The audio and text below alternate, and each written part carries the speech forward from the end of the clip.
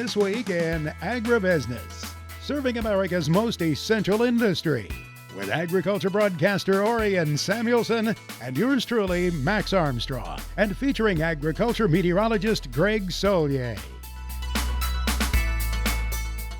This week in Agribusiness is brought to you by Firestone. You never farm alone. American farms are always changing, and sometimes government policies can accelerate that. There's a few proposals under discussion. Hello, folks. Welcome to This Week in Agribusiness. I'm Mike Pearson here from the studio this week, but we will hear from Max and Orion a little bit later on in the program. As we look around the industry of agriculture, there are some governmental edicts that are proposing to change the way a lot of us do business. One of the big ones is Proposition 12 in California. This is a law that would ban sows farrowing in crates in that state, and importantly, it would ban meat raised under that environment from being sold in the state of California. A lot of agricultural stakeholders have proposed that this might be unconstitutional, and a few weeks ago the Supreme Court waived one of those hearings, so as of now Proposition 12 is set to take effect in January. But the legal fights aren't done. National Pork Producers Council and American Farm Bureau have joined together on a case that is before the Ninth Circuit Court right now. Michael Formica, the Assistant Vice President and General Counsel of National Pork Producers, is joining us. Michael, bring us up to speed. Where do we sit right now with Proposition 12 in California? Sure. Good morning. Thanks for having me. So as you pointed out, there were two primary cases moving forward. One of them, which was filed on behalf of packers and meat processors, the Supreme Court has made the decision not to hear that. Not really a surprise to us based on how it was filed. I refer to it almost as like a Hail Mary attempt. There are a lot of boxes, I's to dot, T's to cross, boxes to check in order to get a case up to the Supreme Court. That case tried to expedite the process and get there fast, knowing that Prop 12 comes into effect at the end of the year. There is this other case that NPPC filed together with the Farm Bureau. We had arguments on it back in April. We expect a decision any time. Back in April, we thought we'd hear a decision in middle of July. It is now the middle of July, and so we're waiting to hear from the Ninth Circuit. We feel cautiously optimistic about our hopes there, but litigation, that's one step of the way. Litigation always takes a long time to come to conclusion. It does take a long time, and there's a stopwatch on this. As you've mentioned, January 2022 is when Prop 12 goes into effect. Michael, I understand that California is proposing the rules under which this scenario would operate, and you guys had some comments. Can you bring us up to speed on what they're thinking? Sure, and you're right. The implementation date for Prop 12 is January 1 of 2022. That's the point when a farmer who wants to sell pork in California is going to need to convert their farm and move their sows over into new housing. The problem is California was supposed to release the rules that tell us how to comply with that in September of 2019. They didn't do that. They proposed those rules in May of this year. The comment period just closed earlier this week on Monday, and now California has to look at all these comments, figure out how to respond to them, hopefully make a lot of improvements because these rules are really bad. They're bad not just because we disagree with the policy of Prop 12. They're bad in their, in areas where they don't tell us what we need to do, and then in other things like trucking.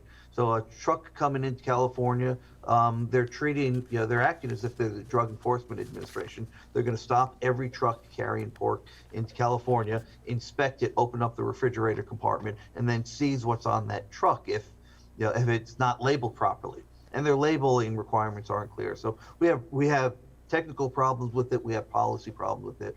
All this needs to be concluded in time for producers to comply on January 1, which of course, as anyone who raises livestock knows, we don't have that time anymore. Right. We certainly don't. We've got a few seconds left. Michael, as you look out ahead, what are the odds that your case could put a stop to this, or that the state of California might at least delay implementation? So we have asked the state of California to delay implementation. That remains to be seen. We have to see how they respond to the comments. They are under a lot of pressure. They're under increasing consumer pressure in the state. Yeah. Lots of restaurants, grocers are saying, we're going to lose access to pork. Right. Always tough to predict how a lawsuit turns out, but we are, as I said, feeling cautiously optimistic. Only time will tell. All right, time will tell. Folks, that's Michael Formica, General Counsel and Assistant Vice President at National Pork Producers. Well, it's time to dig into these markets. And of course, with summer in full effect, weather is the driving force. To give us a little more detail, Jim McCormick from agmarket.net is joining me.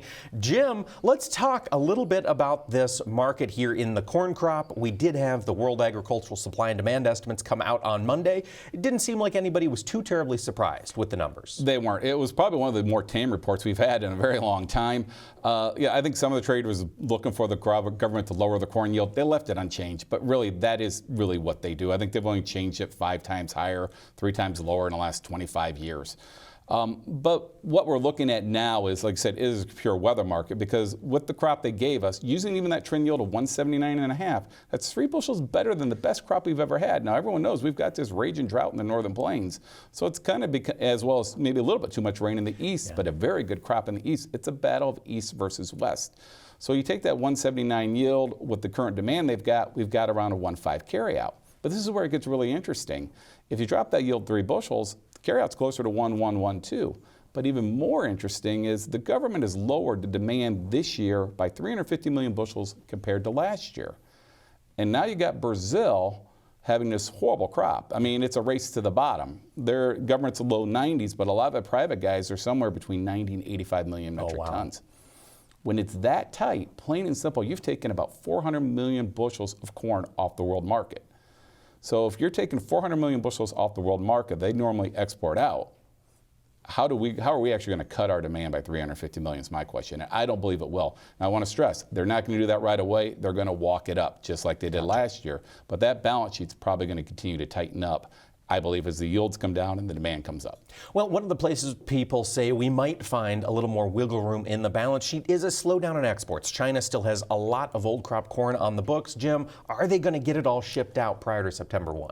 We have the load-out capacity right now to get it shipped out. The question is now, are we going to get the ships to load it all out? My guess is we will not get it all shipped out. Probably 100, maybe 150 million bushels will probably get rolled forward to next year. Okay. Beans, historically, we roll about 80 million bushels forward. So this is something that normally happens.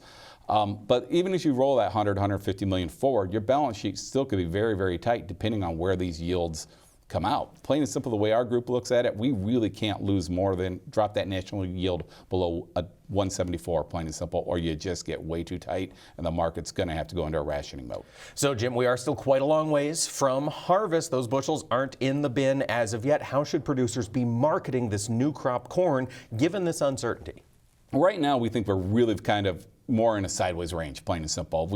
Odds are taking out the summer high, I think, are very limited. We're just kind of running out of the emotional impact that really gets people excited to fund money back into the marketplace. On the other hand, with these carryout numbers this tight, you're looking at, $5 corn. I think if you're an end user, you guys, hey, that looks attractive. July corn just went off the board, $1.50, $2 higher than that. So an end user who could own $5 corn will. So in general, we're telling producers, if you got these bushels to sell, especially the bushels in the east, don't be afraid to market. But we like selling straddles right now.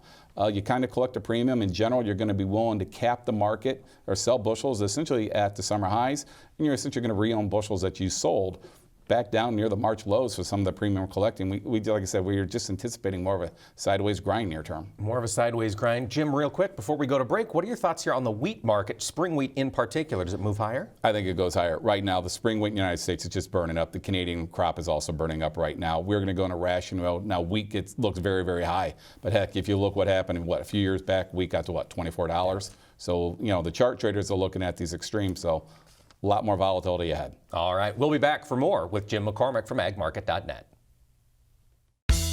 This portion of This Week in Agribusiness is brought to you by the Soybean Checkoff. Tips, videos, how-tos, and more. If it has to do with ag tech, you'll find it in the Tech Tool Shed, your unbiased one-stop resource. And we're back talking markets with Jim McCormick of agmarket.net. Jim, when we talked about the current battle right now in corn, looking at the weather market ahead. We're a month away from the soybean crop being made here during the month of August. As you watch this market, what's your current take on soybeans, new crop in particular? Right now, I think it's going to be very volatile. I mean, we've had, 3 limit moves? I mean, these dollar limit moves just make it very hard to trade. But in general, I think you probably got a little bit of friendlier bias in the beans right now. Like you said, beans are made or broke in August. We've definitely got a problem. We planted a lot of beans. A lot of these extra bean acres came out in the northern plains, so they're under stress. But now we're actually hearing some disease issues in parts of the eastern Midwest. I actually had a customer here in Illinois that was told by his agronomist, you probably isn't worth spraying these beans. His yields had fallen so bad due to disease. So that's just kind of a one-off so far, but it's something we need to keep an eye on. But just like the corn, the bean carryout is very, very tight. Government's at 135 for the old crop. I think that's pretty accurate. New crop's at 155. Now, the reality is, you take 1 bushels off this national yield, your carryout's cut in half, and we've got to get back into a kind of a rationing mode. And the world stocks are kind of tight. Brazil's got beans. Argentina's got a drought problem going on right now. So, August is going to be critical. If we turn hot and dry in August and we start losing bean yield, this bean market will probably work higher to ration out demand. Do you see much downside risk here over the next 2 to 3 months in the soybean market, or should producers just go ahead and sit on their hands and wait to see what comes out as we get into August? Well, right now, I would say if you've got, it's like the corn. If you're feeling pretty good about your bean crop and you haven't sold any, for goodness sake, sell some. I mean, sometimes the best thing to do, folks, is we tell people, just get back to the basics. Run the balance sheet. You're looking at some phenomenal prices. So go ahead and sell some bushels right now, because I think the volatility is going to be high near term. The canola market has been running rampant. I think that's kind of a precursor, maybe what the bean oil market's going to do overall, potentially. So I think you got to be optimistic, but sometimes you just got to make that business decision and sell some grain. That makes a lot of sense. You know, a lot of producers in the hog space were making that decision. They were seeing phenomenal profitability as we came through the first half of 2021. We saw the futures market start to step back a little bit. We've taken $20-some off that contract here recently. Jim, is the hog market done? Can we stick a fork in it? I hope not. I'm a little bit optimistic of it, plain and simple. The market's come down, the chart's turning a little bit more optimistic, but the big thing I look at is China. Yeah. China came in, their government came in and stepped in and bought pork. And if you notice that, when the government started buying pork, their prices bottomed out and our prices bottomed out. So the reality is, as China goes, we will go, I believe. We are seeing their herd rebound. That is something we definitely know, and that's going to hurt maybe the pork demand. I think their beef demand for U.S. will be strong. But they are starting to see some problems with African swine flu here and there. It's not near as bad as it was. They're trying to control it a little bit more, but it's something we need to keep an eye on at this point. They still have people to be fed, and the world is scared to death, I believe, of food inflation. So that should be something we need to keep an eye on as well. Should food inflation start to become an issue, I've got to believe, and I've said it on this program a lot, that beef would be a benefactor in that. Jim, this cattle market has moved higher on the fat side, but it's not screaming higher. What's your take on live cattle? I think right now we're kind of in a sideways mode. I think we're at levels that we're just like the grain market, more of a sideways. The inflationary bid, I think, will keep fund money invested in it. Whenever you see a market dip like that, the funds will come in and buy. But on the other hand, we're getting to the prices where consumers are getting a little bit squeezed right now. And I think, the variant of the virus is kind of slowing some people down a little bit, right. A little bit of fear back into the market, so maybe that caps the demand a little bit. All right. Well, Jim McCormick from agmarket.net, thank you so much for taking the time to talk to us. Thank you for having me out. Chad Colby's look at agriculture technology comes your way next, brought to you by the IBM Watson Decision Platform. Combining AI with Internet of Things data to help agribusiness increase yields, improve quality, and drive sustainability. A few weeks ago, Matt Youngman, show director for Farm Progress Show, talked about some of the trends coming to this year's Farm Progress Show, and one of them was autonomous tractors. Chad has a sneak peek. Does autonomous equipment make you nervous? Hi, everyone. I'm Chad Colby. Well, this tech segment might make you a little nervous then. I had the opportunity to attend a demonstration from Raven on their OmniDrive system. Now, OmniDrive is a easy-to-use aftermarket system that installs really easily to both your tractor and your combine to automate the auger cart or the tractor on the auger cart. Now, you can bet there'll be some new tools coming down the road, maybe even for tillage. But for right now, this is the application that they have available. I was really concerned about the user interface. Does it add one more layer of things to do to complicate the operator in the combine? And what happens to that tractor on the auger cart? can I jump in the tractor and use it conventionally, or is there a whole mess of controls and stuff in my way? What does that feel like? We all take a lot of pride in our equipment, so that was a concern for me.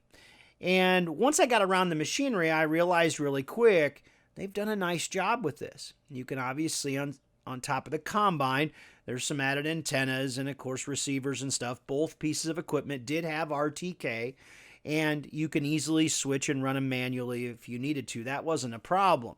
When you get around the tractor up close, you can see some cameras up on top of the cab, and there's a radar sensor and all those things to make sure that, anything nearby keeps the equipment away and keeps everybody safe.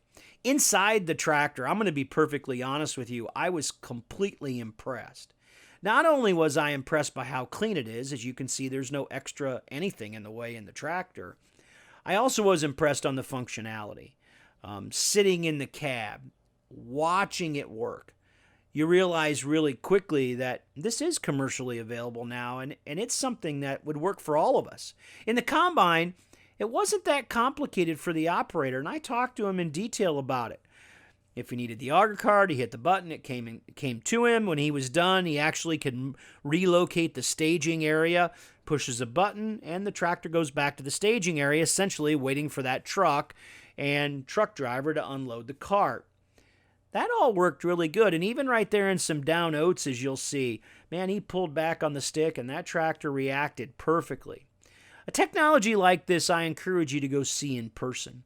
Raven has a lot of demos set up across the country. You can go to their website. You'll find that data pretty easily. Also, at both the Farm Progress Show, which is coming up, and Husker Harvest, you can see live demonstrations of this technology as well. I didn't mean to make you nervous today, Mike, but let me tell you, this is technology that's here to stay, and a lot more of it is right around the corner. For This Week in Agribusiness, I'm Chad Colby. Thanks, Chad. And as he mentioned, that OmniCart will be at Farm Progress. Later on in this program, we'll talk to Dina Morgan about some of the other technology that will be at the show this year as well.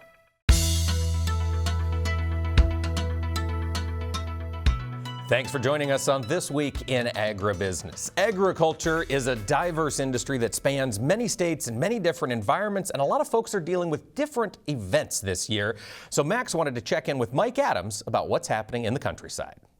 Yeah, Mike, we love to talk to fellow farm broadcasters from time to time. For one thing, we know they're well wired to what's going on with the people of their audience, and they are also, of course, superb communicators, as is Mike Adams. Adams on Agriculture, heard on a bunch of radio stations across the country. Mr. Mike, how's your summer going? Well, Max, it's going well. Good to talk with you again. It's been an interesting summer. I'm in West Central Illinois, near Springfield, and our crops are looking pretty good. We've had rain when we've needed it, and not too much and not too little, so it's worked out well. But you don't have to go very far from us to see just the opposite, areas with too much and too little. So we're fortunate right here in our little area.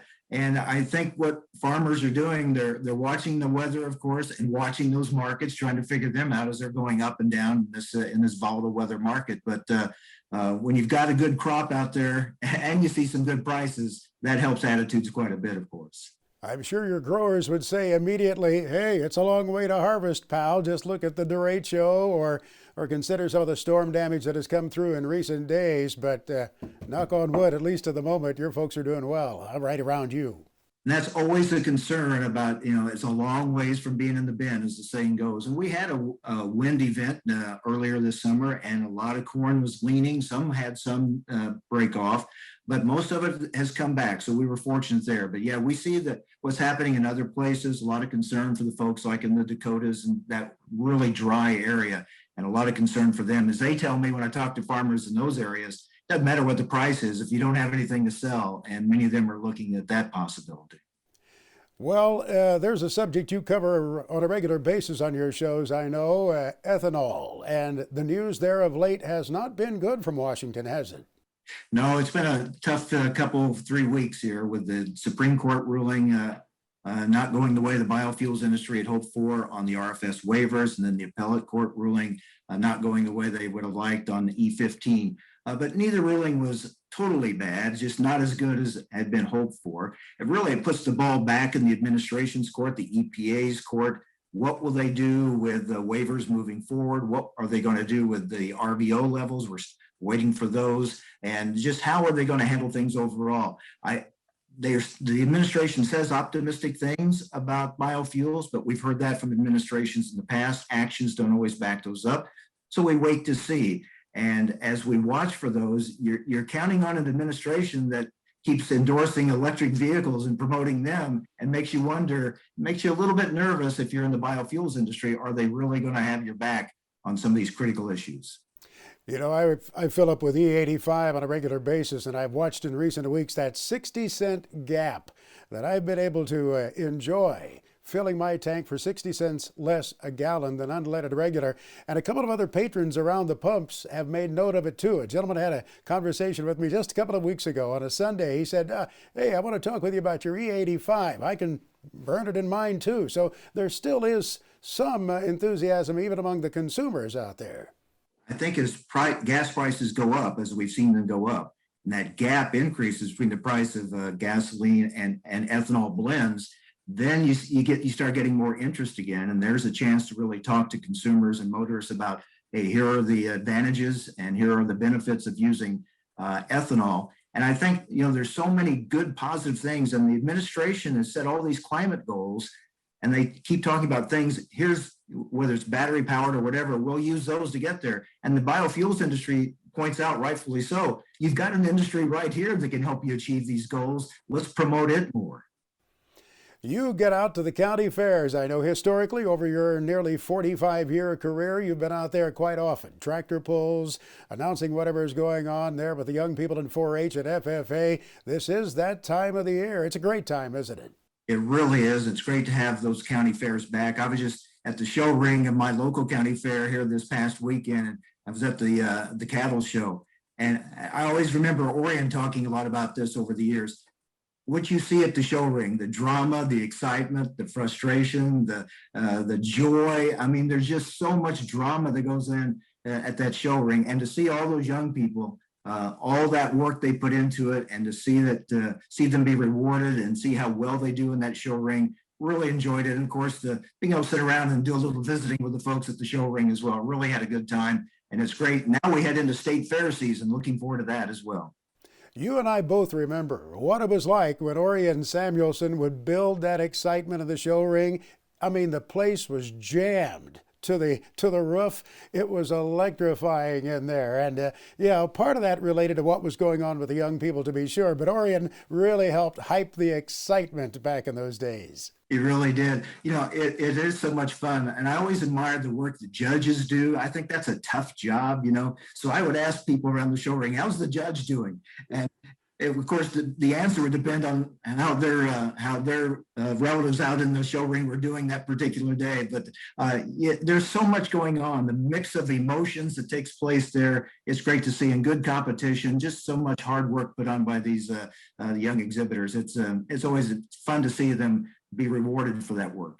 Thanks, Mike, for joining us. We look forward to seeing you at the Farm Progress Show, if not before. See you then, Max. Thanks. Mike Adams on agriculture there, Mr. Mike Pearson. Thanks, Max. It's good to hear from Mike Adams, and I think a good reminder to everyone. If you've got a county fair or a state fair coming up this year, get out there, support those kids. They've missed it for the last year. This Week in Agribusiness, serving America's most essential industry, is brought to you by Firestone. You never farm alone. Welcome back to This Week in Agribusiness. At the top of the show, we had the chance to talk with the folks from the National Pork Producers Council about some of the changes in policy that could impact that business. The beef sector is another one that saw some new announcements related to that industry with President Joe Biden's recent order on competition. Max dug into it with Colin Woodall from NCBA. My cattlemen and women are getting ready for their big meeting coming up in a few days. They'll be in Nashville in August, and we'll talk about that with the Chief Executive Officer of the National Cattlemen's Beef Association, Colin Woodall, joining us this weekend on This Week in Agribusiness. First, Colin, I have to ask you about that executive order from the White House a few days ago dealing with competition. Several paragraphs there, and it occurred to me as I read it, my goodness, it looks like it could have been written by some of your members. It very well could have been. This was a big announcement and one that NCBA has been working with USDA to help roll out. And the many components here, but probably the biggest component and the one that's going to have the biggest impact on our industry is the investment in more packing capacity. Having this grant program that USDA is going to create, having $500 million to invest in expansion of existing plants, in new plants, is really going to be a great step in helping us build the capacity we need to meet the demand, the very strong demand that exists today, while at the same time ensuring that we as cattle producers have as much leverage as possible to be able to get the prices that our cattle command. So we're excited that the Secretary heard quite clearly what we wanted to do, and that was reflected specifically in the portion of the executive order that deals with this grant and this investment in the capacity. Are you worried at all about the follow-through, about actually seeing this implemented? That could be a few months, several months down the road, couldn't it? Well, that's one thing we have to keep in mind, is that this is not going to be a magic fix today. Whenever you're talking about investment in new packing capacity, it's easily a year or two away, especially with the price of building materials right now. But I was fortunate enough to be on a phone call with Secretary Vilsack yesterday, and I tell you, he is fully committed to making sure that he gets comments not only from NCBA, but all stakeholders to determine where those needs are, so that way he can build this program in a way that's going to be the most effective. And it is quite clear that he wants to get this implemented just as quickly as possible. So I have full faith that he's going to follow through, and this program will be up and running probably very soon. We know there certainly have been problems for producers, by all means, but a friend of mine I was talking to 2 nights ago about this. He's a lawyer by profession, and he puts beef on his grill, your product on his grill, every week of the year, even in the wintertime. He said to me, and maybe he was playing the devil's advocate here, he said, as a consumer, I have to tell you, this system has worked well for me. I have had no problem with the way this works. He says, is there the possibility that government doing something here could mess up a good thing? How do you respond to that? Well, I think that's a good inquiry and some interesting comments, but this is one that I just don't believe that we're going to see the government involvement have a negative impact. I think it's only going to provide more opportunities, because this investment is going to be in local and regional plants. And as we saw throughout the pandemic, there is a huge demand right now for locally produced beef. And I believe this is going to provide a lot of our members opportunities to brand their product and to be able to get their product to their friends, neighbors, and local towns and cities. So from our perspective, the capacity portion alone is good, because it's going to provide that option for us to get our cattle processed just as quickly as possible. But then there is more to that. It's going to provide some new marketing opportunities that we haven't had in the past. So I believe it's just going to provide the consumers even more choices than they currently have. Just to switch gears, about your convention coming up now. We know this is not the first meeting that you folks in the cattle industry have had since the pandemic. You actually had one a year ago. We did. Almost 1 year ago this week, we had our summer meeting, the first one that was held in the middle of the pandemic. And we felt so good because we were able to have it without anybody getting sick, thanks to the precautions that we took and the protections that we put in place. And here we are a year later, ready to have a full-fledged convention. So we are headed to Nashville. It's going to be August 10th through 12th. We are going to have a pretty normal convention. We don't have any restrictions. There are no mask restrictions. So we're going to have a great opportunity to get everybody together to help make policy for the association, to hear some great speakers, and more importantly, be able to stroll through over 7 acres of NCBA's trade show. We look forward to seeing you in a few days, Colin. Thanks for spending time with us this weekend. Always great to be with you, Max. Colin Woodall, Chief Executive Officer of the National Cattlemen's Beef Association. Thank you, Max, and thank you, Colin. There is certainly a lot to watch coming out of Washington, D.C., and a lot for cattlemen and women to discuss at their annual convention. Now, agriculture meteorologist Greg Solier brings us his farm weather forecast for the nation for the week ahead. It's presented by Pivot BioProven, the nitrogen-producing microbes that stay put, whether or not. Well, it's time to talk weather, and for that, we turn to Greg. Greg, up in the Pacific Northwest, it's been hot and dry. Wildfires are a concern. Yep. Any relief in sight? Not much. Really the same mechanisms that have brought that particular part of the country into not only the drought pattern, but the fire pattern as well. These upper disturbances that ride in on a southwest to northeast jet stream have a little bit of moisture. You'd be able to build the clouds in a couple of spots. You thought you'd be able to make rain, but you get a half dozen drops of rain, but lightning, and that is what has really sparked the fires across Washington State, Oregon, Northern California. Add it all up, geez, almost 250,000 acres up in smoke. So that pattern stays locked in this week. Hot weather across the interior west, northern Great Basin. On the downside, maybe a couple of thunderstorms into parts of the Dakotas and Big Sky. Nothing to really improve the drought weather pattern early to middle part of the weekend. It's pretty much the same thing. Maybe an errant thunderstorm here. Epicenter of the drought is here, and of course back to the west. Slight cooling, maybe to about the Cascades, and again may spark a stray shower thunderstorm. And here the warmth continues on, and it's the northern end of the monsoon setup, which has turned out to be fairly robust across Arizona, New Mexico, the Four Corners, even a couple of showers and thunderstorms east of the San Joaquin and Imperial Valley locales. And this is triple-digit heat across areas of the Four Corners, back into the valleys of California as well. Opportunities coming off last week's rain to wrap it up with regard to winter wheat harvest on the southern plains. Little change expected here or the desert southwest. Maybe a front onshore, bringing some marine layer air and a cool off perhaps into the valleys of California. Greg, apart from the Dakotas, it does seem like the central part of the U.S. is seeing a little more active weather systems develop. What do you see this next week? It's really haves versus have-nots. In some areas, we've gone from a drought to a flood. This week, a much quieter setup, and we needed in this particular corridor where we've had substantial rains. And the rains, despite the severe nature, have been a benefit across Minnesota and Wisconsin of late. But a very quiet weather picture early into the week, and by the middle to late parts of the week here, some of the eastern flank of that heat. A couple of showers and thunderstorms into the plains. Very quiet weather picture, much needed in dry time throughout the heart of the Corn Belt, especially eastern sections. Hot, humid, higher dew points, and that's triggering the showers and thunderstorms. A little weak tropical systems off the Gulf, not named, but they accentuate the rainfall along the Gulf Coast areas early parts of the week. By the middle to late parts of the week, little change, not a named system, but downpours here, triple-digit heat back into parts of the central and southern high plains. And looking across the eastern Corn Belt, they're kind of the garden spot in this year's growing scenario. What's coming for them this next week? Yeah, a fair amount of those eastern and southern Corn Belt locales. The tile lines are running like crazy, but we need dry time. And if you've been even keeled in the moisture department,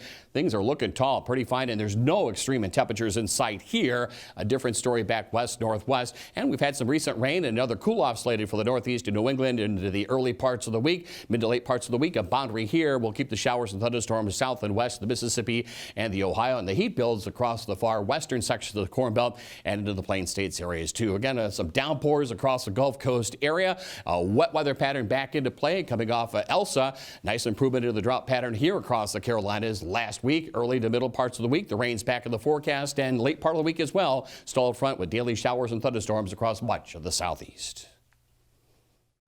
Now Greg Solier is back with his extended farm weather forecast for the country.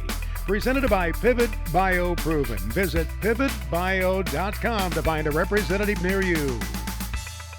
Well, let's dive a little deeper into this weather. Greg, looking out to the week ahead, what do you see for precipitation? Who's the haves and who's the have-nots? A respite where we actually needed over some central sections of the Corn Belt. Had some rain last week, complete with severe. You're going to have to inspect the back 40 from Minnesota through Wisconsin, but it's a drier setup here. Still some ongoing runoff in this particular corridor, but this is the meat and potatoes. South end of winter wheat across much of the southeastern part of the country. Heavy and severe, an inch or two more tropical downpours here. Nice weather pattern from a rainfall standpoint. Could it be all or nothing? Yeah, into parts of the southwestern states with a monsoon set up, and maybe we eke out a quarter-inch of rain in the Pacific Northwest. Watch the lightning and fire there. Greg, what are you seeing as the month of July comes to a close? What's that final week got in store? Well, from a temperature standpoint here, we move some of that northwestern heat back east. You know, it's been back and forth, and eastward progression here. So once again, problems lurk over the drought areas of the Dakotas, the upper Midwest. Slight cooling across the south southwest and southeastern part of the country. Otherwise, temperatures across the Corn Belt average to a little bit above. Fair number of those crops will be going through or at least winding out of the reproductive stages. Look at the monsoon setup. Good news in the desert southwest. A couple of tropical systems, Gulf Coast area. It is a drier setup. We need it for the central Corn Belt. Not good news upper Midwest, as well as the Pacific Northwest and Northern California. Dry as a bone there. Greg, for the week of August 2nd, what do your temperature outlooks look like? From a temperature standpoint, again, as you would expect for this point in summertime, but again, maybe some triple-digit readings across the northern Great Basin, northern parts of the plains. Problems here. Fire risk continues on Pacific Northwest. Clouds and rain keep temperatures below average across the deep south, central and southern Corn Belt, about normal in the temp department and moisture department as well. Problems here through the upper Midwest, back across sections of the Pacific Northwest. A wet weather pattern, and we'll keep an eye on the tropics from Texas east through Florida and the mid-Atlantic region.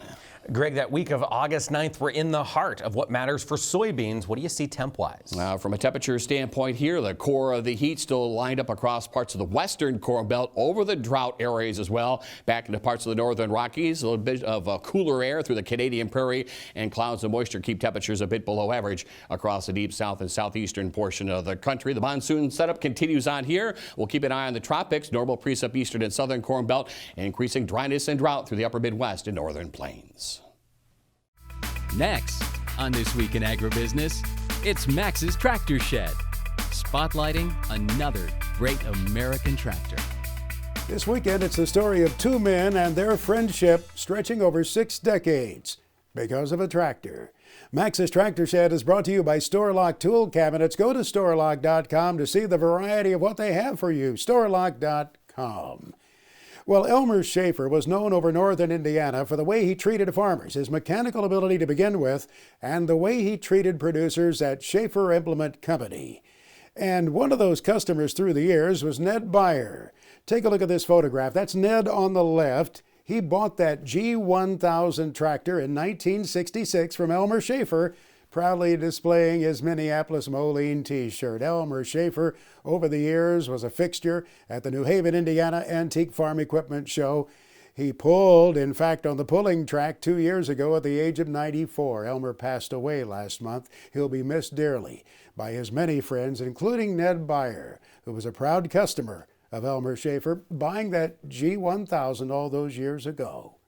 Let's go to Mark Stock for his weekly report now from Big Iron. Well, Max, the list of equipment keeps growing on BigIron.com. July the 21st, we'll be selling over 1,100 items located all across North America. Scotty Simpson from St. Joseph, Louisiana has got a New Holland CR 9070 combine and a New Holland 98C cornhead. Zenesec LLC out of Fairfax, Iowa will sell a versatile 935 four-wheel drive tractor. They got an Alice Chalmers 7080 and a Ford F600 grain truck. Pfeiffer's Machinery Sales in Norfolk, Nebraska has got some collector tractors, an International 650 diesel. They've got a John Deere 830 standard. And they also have a Co-op E3 tractor selling. Agco Finance LLC out of Forest City, Arkansas will sell a 2015 Road Gator self-propelled sprayer. We've also got Mahindra USA using BigIron.com selling their compact utility tractors with loaders. Jeff Morgan from Gillette, Wyoming has 259 lots selling on the July 21st sale. Also, Jeffrey Lee from Gibbon, Nebraska is going to sell a 2006 Jayco Talon 36-foot fifth wheel camper with a toy hauler. And for all you guys and gals that love collecting vintage toy tractors, Mitch Arps from Fremont, Nebraska has 72 vintage toys tractors selling on BigIron.com coming up here on July the 21st.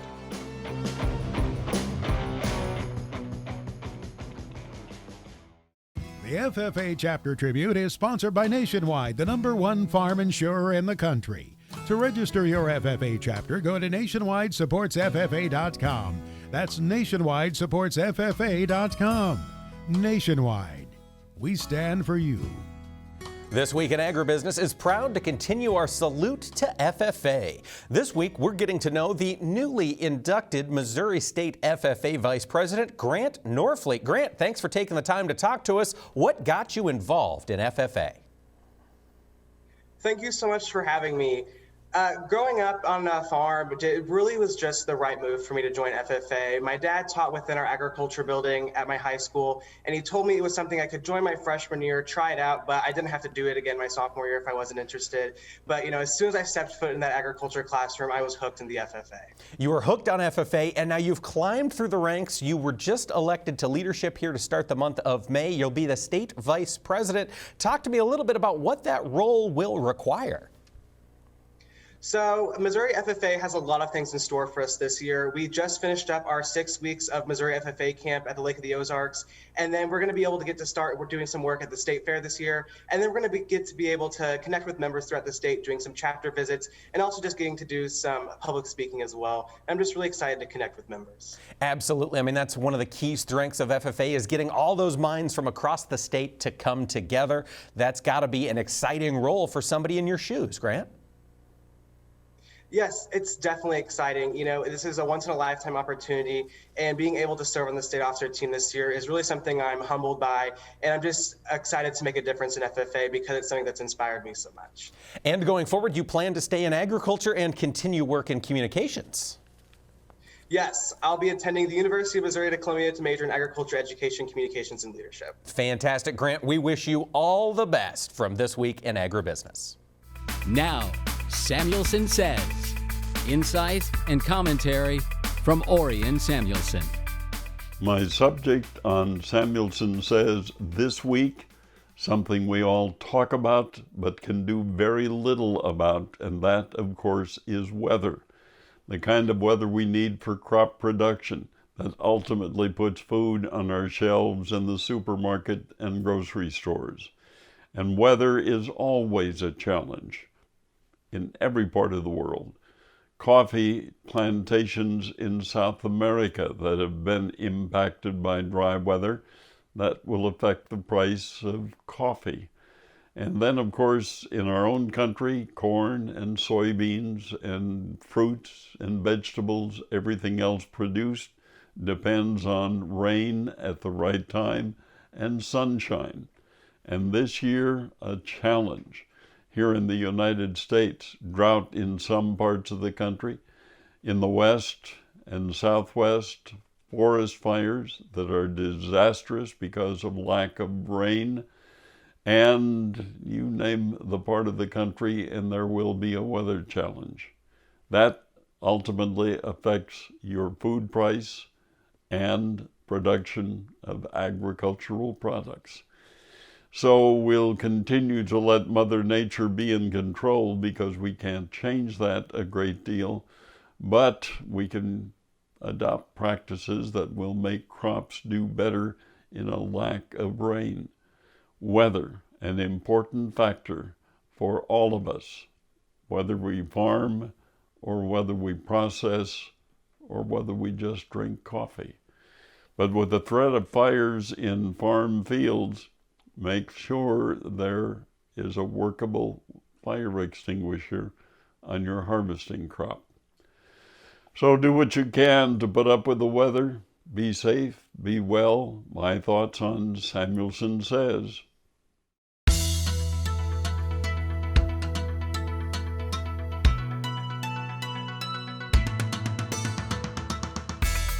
Summer is about halfway over, which means we are getting very close to the end of August, first part of September, which of course is the Farm Progress Show. Max has an update with Dina Morgan. Mike, the clock is ticking. It's coming soon, and I know you're excited about it. Decatur, Illinois, the end of August, beginning of September, the 2021 Farm Progress Show. It will be back. And Dina Morgan is helping with that team to put it all together to make sure they are ready at the show site. The crops have been growing, Dina. That's all in place, and I am sure the exhibitors are getting ready to move things in there for the show that'll be starting August 31st. That's right. Our first tents are going up this week, so there's going to just be more and more activity on the showgrounds getting ready. You mentioned tents, but it reminds me there are several permanent structures there. Those are there the year round, so the companies just move things in and they're ready to go.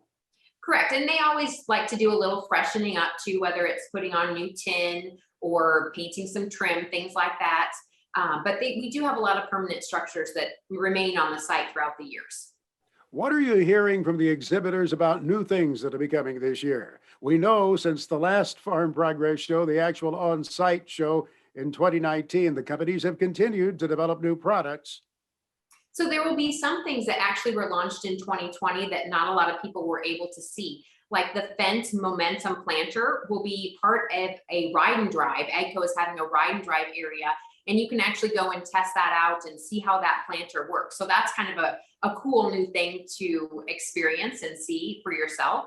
Fendt will also have a new, we don't know what it is yet, but something new is launching. That will be on the grounds for you to look at as well. And many other companies will have new products or new services, new things that they are going to introduce at the show. So we'll keep everybody updated as we get more of that information coming to us. There you go, Mike. You have your marching orders now to get prepared for Decatur, Illinois. We'll help you find your way there, pal. Lots to look forward to as we get closer and closer to the Farm Progress Show. And Max, I was hoping we'd just carpool down there to Decatur August 31st, September 1st, and 2nd for this year's Farm Progress Show. Folks, thanks so much for taking the time to join us this weekend. We'll be back next week with more on This Week in Agribusiness. Closed captioning for This Week in Agribusiness is brought to you by Kubota. Shape your world. This Week in Agribusiness is brought to you by Firestone. You never farm alone.